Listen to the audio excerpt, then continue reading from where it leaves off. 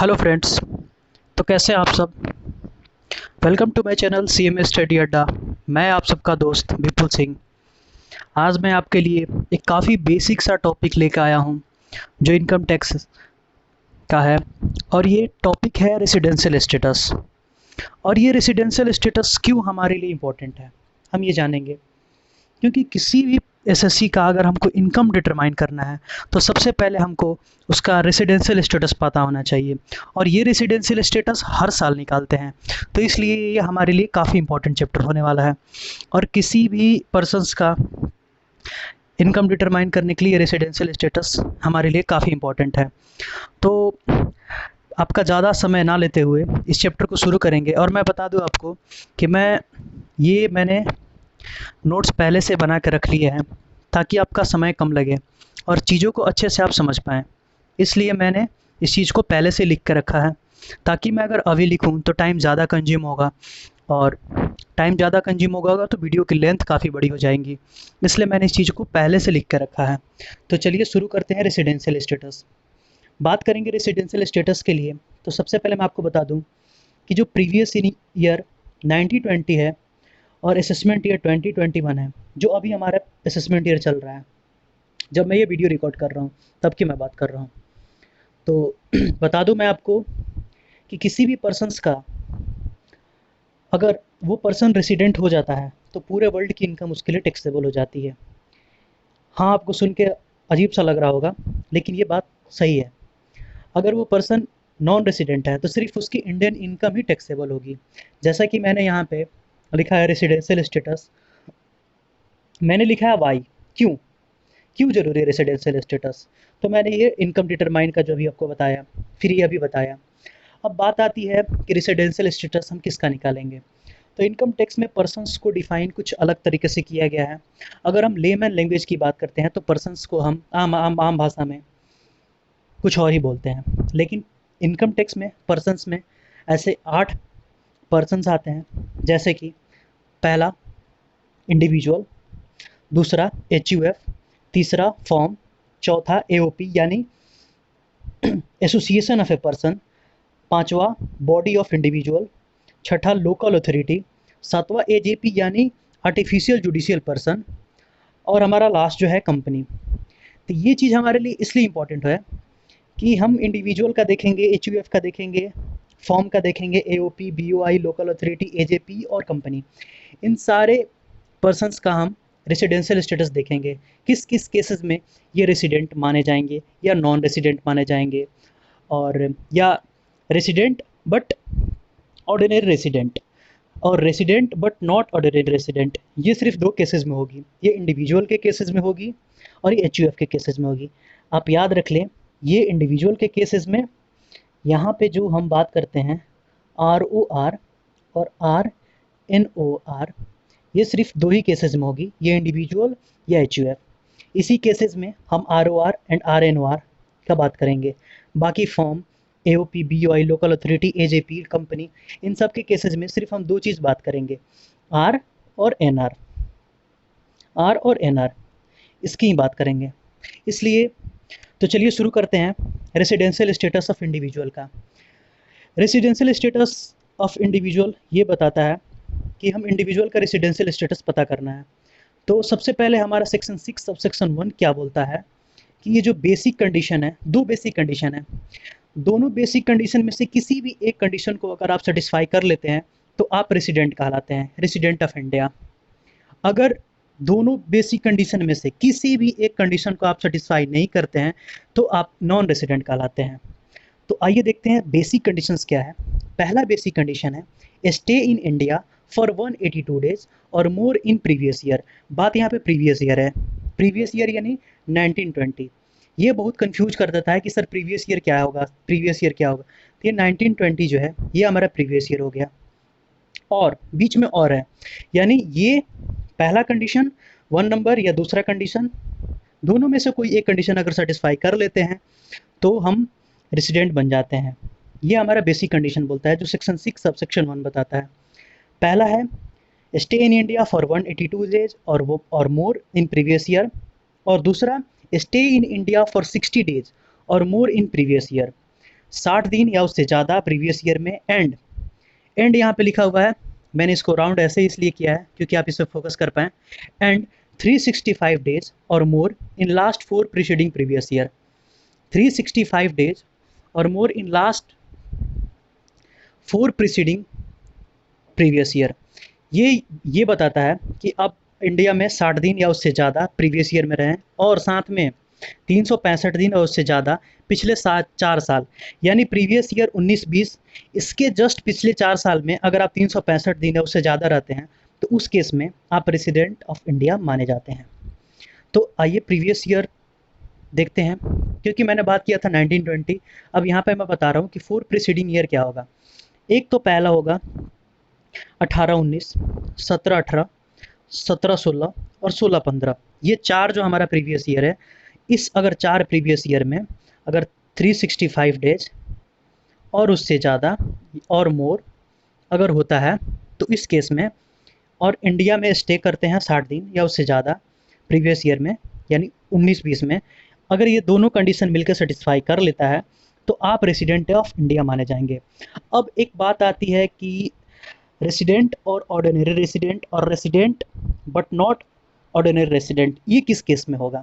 इसके लिए हमें एडिशनल कंडीशन सेटिस्फाई करने होते हैं जो सेक्शन 6 सब सेक्शन 6 बताता है। एडिशनल कंडीशंस क्या बताता है? एडिशनल कंडीशंस कुछ यूँ है। पहला है resident for 2 previous year, resident for 2 previous year और मोर, रेसिडेंट फॉर 2 प्रीवियस ईयर और more in last 10 previous year, किसी भी 2 साल पिछले लास्ट के 10 साल में और उससे ज़्यादा। एंड यहाँ पे एंड लिखा है, इसको आप ध्यान से देखिए। एंड ये काफ़ी इंपॉर्टेंट हो जाता है। ये एंड क्या बताता है? ऊपर में और था, यहाँ पे एंड है। ऊपर में और का मतलब है दोनों में से कोई एक कंडीशन अगर सेटिस्फाई कर लेता है, दोनों में से कोई एक कंडीशन सेटिस्फाई कर लेता है तो वो रेसिडेंट बन जाता है। लेकिन एडिशनल कंडीशन सेटिस्फाई करेगा तभी वो ROR और RNOR बनेगा, क्योंकि ये कंडीशन तब आता है जब ये कंडीशन सेटिस्फाई हो जाए, क्योंकि जब ये कंडीशन सेटिस्फाई हो जाएगा तभी हम बात करेंगे ROR एंड RNOR की। तो रेसिडेंट तो बन गया दोनों में से कोई एक कंडीशन सेटिस्फाई करके, और एडिशनल कंडीशन सेटिस्फाई कर देगा तो वो ये बन जाएगा। दूसरा condition, stay in India for 730 days और more in last 7 previous year. India में स्टे होना चाहिए 730 दिन या उससे ज़्यादा लास्ट 7 प्रीवियस ईयर में। अगर ये दोनों कंडीशन सेटिस्फाई कर लेते हैं तो इस केस में आप ROR बन जाते हैं। अगर ये दोनों कंडीशन है, कंडीशन 1 और कंडीशन 2, ये दोनों कंडीशन सेटिस्फाई कर लेते हैं तो आप बन जाते हैं ROR। अगर ये कंडीशन सेटिस्फाई नहीं करते हैं तो आप तो रेसिडेंट तो पहले बन गए थे, लेकिन आप resident but not ordinary resident, ये आप कहलाएंगे। तो ये रही आपका इंडिविजुअल। लेकिन अब बात करते हैं, ये जो बेसिक कंडीशन है इसमें कुछ एक्सेप्शंस हैं, और ये एक्सेप्शंस क्या है ये भी हम देख लेते हैं। एक्सेप्शंस कुछ यूँ हैं, मैंने यहाँ पे नोट के जरिए आपको बताना चाहा है। ये जो कंडीशन है बेसिक कंडीशंस, ये उसी के लिए एक्सेप्शंस है। पहला एक्सेप्शंस क्या है? ये जो हम नंबर काउंट करेंगे, ये जो बेसिक कंडीशन में हम नंबर काउंट करेंगे 182 डेज या 60 डेज या 365 डेज, इस केसेस में ये हमने कुछ एक्सेप्शंस दे रखा है, उसकी बात यहाँ पे कर लेते हैं। अगर कोई पर्सन इंडियन सिटीजन है जो leave India in previous year for an employment outside of India, कोई इंडियन सिटीजन है इंडिया को छोड़ता है प्रीवियस ईयर में और एम्प्लॉयमेंट के लिए आउटसाइड ऑफ इंडिया, ये। या दूसरी condition, Indian citizen being a crew membership of Indian ship, ठीक है, leave India during the previous year. Indian citizen crew member है इंडियन शिप का और वो इंडिया को छोड़ देता है प्रीवियस ईयर में। और हमारा तीसरा जो है, तीसरा बताता क्या है? इंडियन सिटीजन, ठीक है, इंडियन सिटीजन और person of India, Indian citizen और person of India origin engaged outside India for any employment, किसी भी एम्प्लॉयमेंट के लिए, चाहे वो बिजनेस एंड प्रोफेशंस का हो, visiting India during the previous year. इस केसेस में हम ये जो बेसिक कंडीशंस का जो काउंटिंग है वो हम यहाँ पे रिलैक्सेशंस इसको मिल जाते हैं। अब बात करते हैं person in India, person Indian origin. बात आता है कि पर्सन इंडियन ओरिजिन क्या है। इसका मतलब है ही एसएससी खुद, आइदर हिज पेरेंट या उसके parent, either his grandparent were born in India. ये होना चाहिए एसएससी खुद या उसके पेरेंट या उसके ग्रैंड पेरेंट इंडिया में जन्म होना चाहिए उनका। तभी तभी इस केस में हम रिलैक्सेशंस का जो हमारा एक्सेप्शन जो काउंट का हमारा जो है स्टे इन इंडिया 182 डेज या stay in India 60 days 365 days, इसमें रिलैक्सेशंस की बात हम कहेंगे। तो ये जो तीन कंडीशंस है ये एक्सेप्शंस है हमारा। इस केस में हम जो नंबर काउंट करेंगे उसको हम यहाँ पे रहने देंगे। ठीक है, अब एक फ्लो चार्ट के अनुसार से मैंने आपको बताना चाहा है, जो हमने अभी इंडिविजुअल का हमने अभी पढ़ा है रेसिडेंशियल स्टेटस, उसको इस फ्लो चार्ट के अंतर्गत मैं आपको बताना चाहता हूँ कि इंडिविजुअल क्या है। दो हो सकता है, रेसिडेंट या नॉन रेसिडेंट। रेसिडेंट कब हो सकता है? जब वो बेसिक कंडीशन सेटिस्फाई कर ले। अगर वो रेसिडेंट हो गया तो वो आर की बात करेंगे एंड आर की बात करेंगे। और अगर वो नॉन रेसिडेंट किस केस में होगा? जब बेसिक कंडीशन सेटिस्फाई नहीं किया, उस केस में ये नॉन रेसिडेंट कहलाएगा। आर की जहाँ पे हम बात करते हैं तो आर में क्या है कि one of the basic condition satisfy कर ले और बोथ एडिशनल कंडीशन सेटिस्फाई कर ले, इस केस में आर कहलाएगा वो हमारा। और आर कब कहलाएगा? One of the basic condition satisfy कर ले तो आर रेसिडेंट तो हो गया, बट यहाँ पे देखिए ध्यान से, but not satisfied any additional condition. जो दो एडिशनल कंडीशन थे हमारे, रेसिडेंट फॉर 2 प्रीवियस ईयर और more in last 10 previous year and stay in India for 730 days और more in last 7 previous year, जो हमारा एडिशनल कंडीशन था दो, जो मैंने अभी आपको बताया, ये दोनों में से अगर कोई एक भी सेटिस्फाइड, दोनों में से दोनों सेटिस्फाई करना है एडिशनल कंडीशन। बेसिक तो एक सेटिस्फाई करके रेसिडेंट बन गया। तो ये रही इंडिविजुअल की रेसिडेंशियल स्टेटस। इसकी रिवीजन करेंगे हम, पहले हम इस चीज़ को ख़त्म कर लेते हैं। अब बात आती है residential status of Hindu undivided family. HUF का मतलब होता है हिंदू अनडिवाइडेड फैमिली। ठीक है, अगर control, if control and management of its affair of Holi और पार्टली इन इंडिया, कंट्रोल और मैनेजमेंट होली और पार्टली इन इंडिया में हो, इस केस में ये रेसिडेंट कहलाएंगे। और होली आउटसाइड ऑफ इंडिया हो तो नॉन रेसिडेंट कहलाएंगे। काफ़ी सिंपल सा है, इसको ध्यान से देखेंगे। ये सेक्शन 6 सब सेक्शन 2 बताता है HUF का रेसिडेंशियल स्टेटस। अगर कंट्रोल और मैनेजमेंट होली और पार्टली इंडिया में हो तो रेसिडेंट कहलाएंगे। अगर वो कंट्रोल और management Holi outside of India हो तो उसे हम नॉन रेसिडेंट कहलाएंगे। HUF का हेड को बोलते हैं हम कर्ता। ठीक है, अब बात आती है, चलिए मैंने नोट बना दिया यहाँ पे आपको दिखाने के लिए। इफ कर्ता of HUF satisfying the both additional condition of as per section 6 subsection 6, then the HUF is treated as R and OR, otherwise R but NR। अब मैंने आपको बताया था कि जो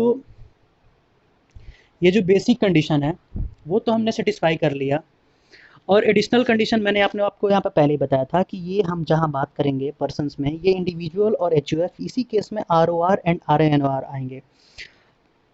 जहाँ तक की बात है, मैंने यहाँ से हमने डिफाइन कर लिया रेसिडेंट और नॉन रेसिडेंट, लेकिन HUF के लिए ROR एंड RNR कब बनेगा? जब हम additional condition section 6 sub section 6 वाला अगर जब हम अप्लाई कर लेंगे, जो बोथ एडिशनल कंडीशन है अगर वो अप्लाई करता है, उस केस में वो ROR एंड RNOR बन जाएगा। करता क्या है? हेड ऑफ HUF, इसको बोलते हैं कर्ता को हेड ऑफ HUF। ठीक है, यही करता है। अब देखिए, ये तो हो गया हमारा दो पर्सन्स इंडिविजुअल और HUF का रेसिडेंशियल स्टेटस। अब बात आती है कि residential status of form AOP, BOI, local authority या AJP यानी आर्टिफिशियल जुडिशियल पर्सन। ये काफ़ी सिंपल है, बहुत ही सिंपल है। जैसे अगर हम इंडिविजुअली इस चीज़ को ड्रॉ करते लिखते हैं तो पहले लिखना पड़ता है रेसिडेंशियल स्टेटस ऑफ फॉर्म, फिर हम लिखते हैं कंट्रोल और मैनेजमेंट अफेयर्स, इंडिया में है होली, आउटसाइड ऑफ इंडिया में है तो रेसिडेंट। इसलिए मैंने सबको एक ही में कवर अप कर लिया है।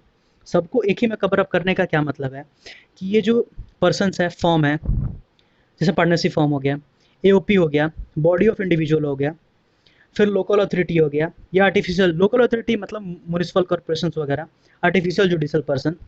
अगर इनका हम रेसिडेंशियल स्टेटस जानना चाहते हैं तो पहले देखेंगे कि कंट्रोल और मैनेजमेंट इंडिया में है, कंट्रोल और मैनेजमेंट होली और पार्टली इंडिया में है तो रेसिडेंट कहलाएंगे, और कंट्रोल और management Holi outside of India है तो वो नॉन रेसिडेंट कराएंगे। सिंपल सी चीज़ है, हमें रेसिडेंट और नॉन रेसिडेंट जानना था, हम यहाँ से देख लिए। अब बात आती है एक काफ़ी इंपॉर्टेंट टॉपिक है जिसका नाम है residential status of A company. हम इसको भी कवर अप करते हैं क्योंकि हमने पर्सन्स 8 पढ़े थे और 8 पर्सन्स को हमें रेसिडेंशियल स्टेटस यहाँ पे जानना है। तो आइए अब बात करते हैं कंपनी की। आशा करता हूँ कि आपको वीडियो समझ में आ रहा है। अगर कोई भी त्रुटि हो तो प्लीज़ कमेंट बॉक्स में हमें सजेशन ज़रूर दें, ठीक है। ये है हमारा residential status of A company. अब बात आती है कि अगर इंडियन कंपनी है तो वो मान लिया जाएगा ऑलवेज रेसिडेंट। मान लिया क्या जाएगा, वो ऑलवेज रेसिडेंट ही होता है अगर इंडियन कंपनी है। लेकिन और अदर कंपनी है, उस केस में क्या कहेंगे, उस केस में बोलते हैं कि अगर पोएम इंडिया में है, ठीक है, अगर पोएम इंडिया में है तो उस केस में हम रेसिडेंट मानेंगे, अदरवाइज नॉन रेसिडेंट मानेंगे। ये पोएम क्या है, पोएम मतलब place of effective management. Place of effective management, major decisions India से लिए जाते हैं, ठीक है। कंपनी रजिस्टर्ड हुई हांगकांग में, कंपनी रजिस्टर्ड हुई ऑस्ट्रेलिया में, कंपनी रजिस्टर्ड है अमेरिका में, लेकिन उसका जो पोएम है वो इंडिया में एस्टेब्लिश है, ठीक है। क्योंकि यहाँ पे तो है कि इंडियन कंपनी है, रजिस्टर्ड इंडिया में हुआ है तो ऑलवेज रेसिडेंट है। लेकिन अगर कंपनी कोई बाहर की कंपनी है लेकिन उसका पोएम एस्टेब्लिशमेंट है वो इंडिया में है, मेजर डिसीजन उसके इंडिया में लिए जाते हैं, तो उस केस में हम मानेंगे कि वो रेसिडेंट है। अगर पोएम इंडिया में है तो उसका रेसिडेंट है, अदरवाइज वो नॉन रेसिडेंट है। POEM POEM where the key management and commercial decisions that are necessary for the conduct of business.